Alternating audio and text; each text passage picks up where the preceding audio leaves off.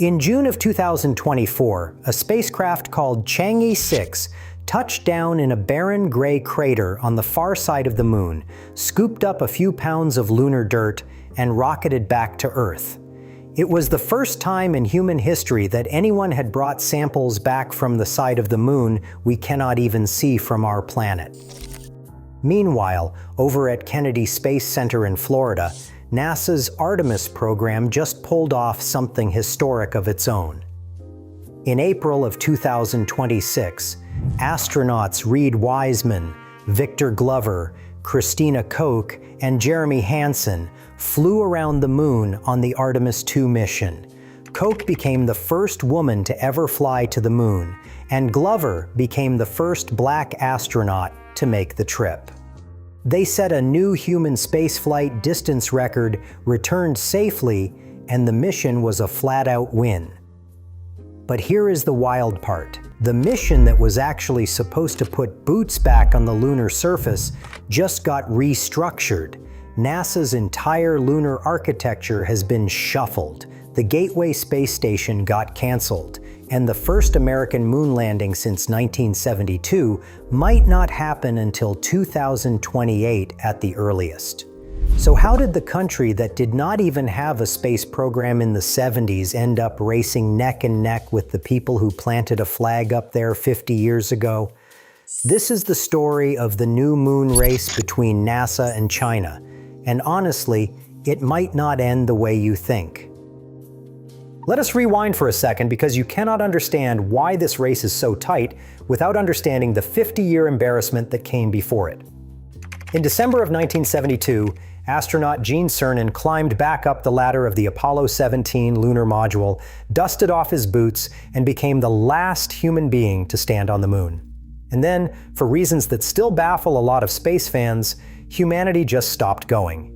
The Saturn V rocket, that absolutely massive 363-foot skyscraper of a rocket that hurled astronauts toward the moon, was quietly retired. The assembly lines at the Michoud factory in New Orleans, where Boeing built the rocket's enormous first stage, shut down. The engineers at Rocketdyne in California, the company that built the F-1 engines, the most powerful single-chamber liquid rocket engines ever made, moved on to other projects, retired or passed away, taking a lot of institutional knowledge with them. Why? A bunch of reasons. Vietnam was draining the federal budget. Nixon slashed NASA funding. The American public had basically moved on from the moon by Apollo 13. And once you've won the space race against the Soviets, there wasn't a lot of political appetite for sending more astronauts to a dusty rock just to plant another flag. So for 5 decades, the moon just sat there, quiet, gray, empty. But while America was busy building space shuttles, and eventually the International Space Station in low Earth orbit, a very different story was unfolding on the other side of the planet. In 2007, China launched its first lunar orbiter, Chang'e 1, named after a Chinese moon goddess. At the time, nobody in the West was really paying attention. It was a modest little spacecraft that orbited the moon for 16 months, mapped the surface, and then deliberately crashed down near Mare Fecunditatis. Mission accomplished, sort of. Then came Chang'e 2 in 2010. Higher resolution maps, better data, still orbiting. And then in 2013, Chang'e 3 did something China had never done before. It landed. A little rover called U2, the Jade Rabbit, rolled out of the lander onto the lunar regolith and started taking pictures. China became only the 3rd country in history to soft land anything on the moon. But Chang'e 4 is where things got really interesting. In January of 2019, Chang'e 4 did something no country had ever done before. It landed on the far side of the moon. If you are wondering why that was such a big deal, here is the problem. The far side of the moon never faces Earth, which means you cannot just radio your rover directly. Your signal has nowhere to go. It is blocked by 2,000 miles of solid lunar rock. So China had to launch an entirely separate satellite called Kuaqiao, parked way out in a specific gravitational sweet spot beyond the moon, just to bounce communications back to Earth. It is an absolutely wild piece of engineering, and when Chang'e 4 set down in the von Karman crater and sent back the first ever photographs from the far side, a lot of Western space agencies sat up and said, "Wait, they did what?" And China was just getting started. In 2020, Chang'e 5 carried out the sample return mission.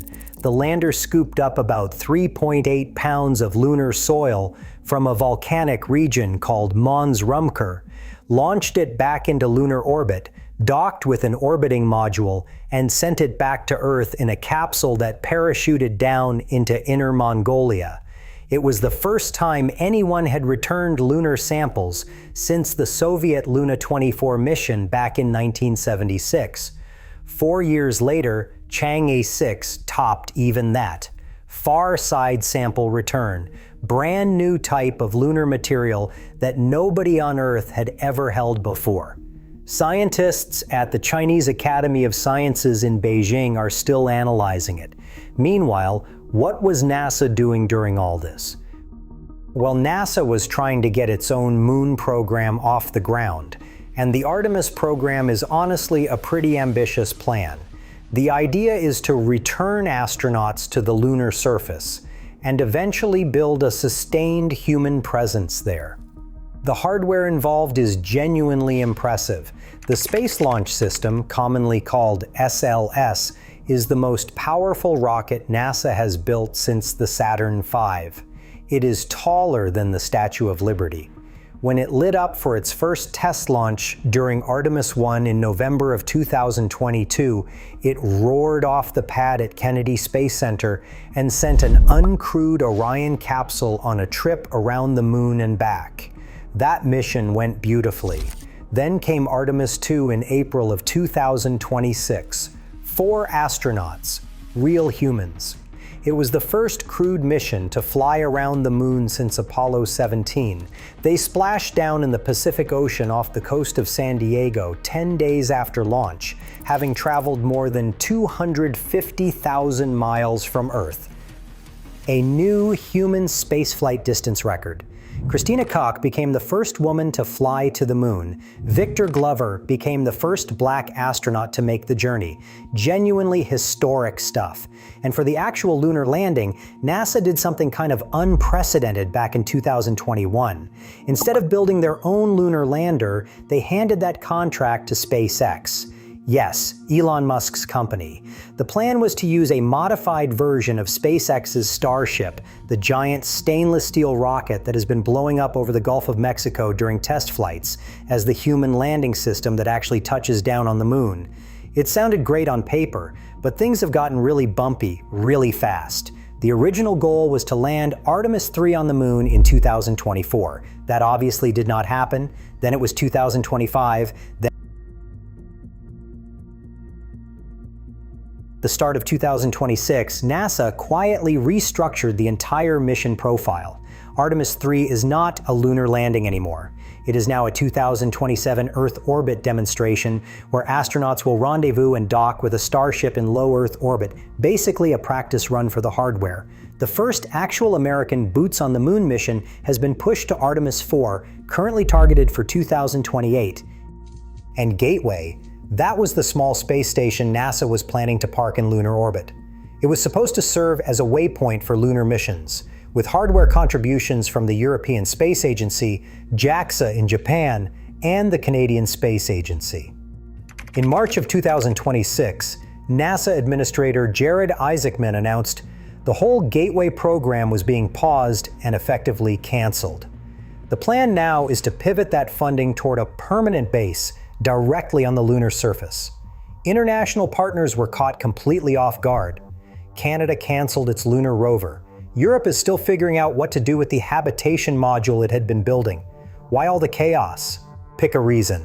The spacesuits NASA had been working on for over a decade turned out to be unusable, so they handed that contract to a company called Axiom Space and basically started over. Starship still has not completed a full uncrewed lunar demonstration, and it needs to figure out in-orbit refueling, where multiple starships rendezvous in space and transfer cryogenic propellant. Nobody has ever done that at this scale. In October of 2025, NASA announced it was reopening the lunar lander contract to competition, which is a huge vote of no confidence in SpaceX's current timeline. And the SLS rocket is so expensive, reportedly over $4 billion per launch, that Congress and the current administration have been actively debating whether to cancel the whole thing after Artemis 3. And through all of this, China just keeps checking boxes on their schedule. On time, sometimes early. Which brings us to the real prize in all of this, and the reason both countries are aiming at the same specific spot on the moon, the lunar South Pole. If you looked at the moon through a telescope 100 years ago, you would see what looked like a dry, dead rock. And for the equatorial regions where Apollo landed, that is basically true. But at the South Pole, things get weird. There are craters down there that sunlight has literally never touched, permanently shadowed regions. The interiors of these craters are somewhere around -400 degrees Fahrenheit, which is actually colder than the surface of Pluto. And inside those permanently shadowed craters, trapped in the lunar regolith, is water ice. A lot of water ice. And water is not just for drinking, water is hydrogen and oxygen. Split it apart with solar power and you have rocket fuel, you have breathable air, you have the raw materials for a sustainable lunar base, because suddenly you do not have to launch every single drop of water and fuel from Earth at enormous cost. Whoever controls the South Pole first gets a gigantic head start on building actual permanent infrastructure on the moon. That is why both NASA and China are aiming for the same tiny region near the lunar South Pole. It is prime real estate, and there is only so much of it. Okay, so what is China's actual plan for getting crewed missions to that South Pole? The Chinese National Space Administration has been openly targeting 2030 for their first crewed lunar landing. They have been quietly building the hardware to do it. There is a brand new rocket in development called the Long March 10. It is a 3-core heavy-lift vehicle specifically designed for lunar missions. There is a new crewed spacecraft called Mengzhou, a next-generation capsule designed to carry astronauts to the moon and back. And there is a new lunar lander called Lunar, designed to descend from lunar orbit to the surface and back. The plan involves 2 separate launches. One, Long March 10, carries the crew in the Mengzhou capsule. Another Long March 10 carries the Lunar lander. They rendezvous in lunar orbit. 2 astronauts transfer over to Lunar, descend to the surface, spend about 6 hours doing surface operations, and then return to the Mengzhou and head home. It is an elegant, Apollo-style mission profile. And these are not just paper rockets. China has already completed a Mengzhou pad abort test in June of 2025, a Long March 10 static fire in August, and an integrated launch abort test in February of 2026. All successful, all roughly on schedule. Here's the thing about the Chinese space program. They do not really announce stuff until they are ready to deliver it. Their Tiangong space station was up and running in 2022, basically on schedule despite being entirely Chinese built, after an American law from 2011 effectively barred NASA from cooperating with Chinese government entities, which closed the door on ISS participation. That law, by the way, has turned into one of those great policy decisions that might have actually backfired. Cutting China out of international space cooperation did not stop their space program. It just made it an entirely independent one, which has led to something kind of fascinating happening right now. 2 separate alliances are forming around the moon. On NASA's side, you have the Artemis Accords. It is a set of principles for peaceful lunar exploration, sustainable resource use, and transparency.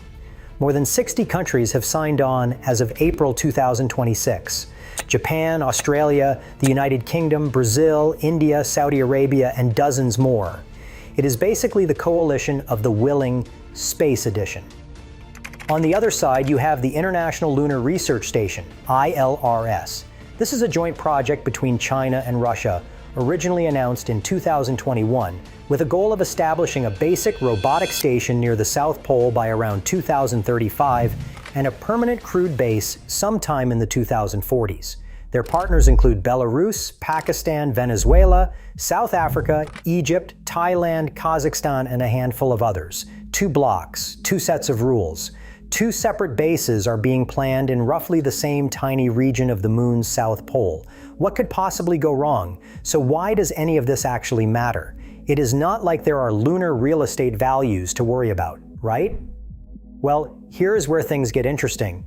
The moon has resources. Beyond the water ice, there is helium-3, a rare isotope that could theoretically be used in future fusion reactors. There are rare earth metals. There is regolith that can be processed into construction materials, oxygen, and metal. None of this is currently economical to extract. But then, neither was Saudi oil in 1900. And whoever gets there first, with the best infrastructure and the clearest legal claims, has a pretty significant leg up on the next century of the space economy. Then there is the strategic angle. The moon is what military strategists call the ultimate high ground. A permanent human presence there, combined with the cislunar space between Earth and the moon, has implications for communications, surveillance, and potential future space operations that governments take extremely seriously, even if nobody loves to talk about it out loud. And beyond all of that, there is just the raw national prestige of being the country whose flag is flying on the moon in the 21st century. The Apollo program shaped a generation of American scientists and engineers. It built the Silicon Valley that eventually gave us everything from cell phones to GPS. Whoever wins this round of the space race gets that kind of technological and cultural momentum for the next few decades. So where does all this actually leave us right now? NASA just successfully flew Artemis 2, which is genuinely huge. Crewed lunar flight is back on the table for America for the first time since the 1970s. But Artemis 3 is now an Earth orbit demonstration, not a landing. Artemis 4 in 2028 is the earliest realistic shot at actually putting American boots back on the moon. And that assumes Starship finishes its in-orbit refueling demonstrations, Axiom delivers working spacesuits, and Congress does not kill SLS in the meantime. China, meanwhile, is methodically executing. Chang'e 7 is on track to launch in the second half of 2026, aimed directly at the lunar south pole to scout for water ice. Chang'e 8, planned for around 2029, will follow with technology demonstrations for their eventual robotic research station, and their crewed landing is still officially targeted for 2030. Could China actually beat NASA back to the moon? Honestly, it is looking more possible by the month. If China hits its 2030 target and Artemis 4 slips to 2029 or later, we could be looking at the first boots on the lunar south pole speaking Mandarin. The Gene Cernan, who stepped off the moon in 1972, said, "We leave as we came, and God willing, as we shall return with peace and hope for all mankind." He probably assumed that return would happen pretty quickly. Instead, it has been over 50 years, and now there are 2 countries racing for the same crater at the South Pole. If you are as fascinated by all this as I am, make sure to hit subscribe so you do not miss the next deep dive. We cover space, science, and the weird geopolitical battles shaping the future every single week. The next moon landing might be 2 years away or 5 years away, but either way, you will want to be caught up when it happens. Until next time.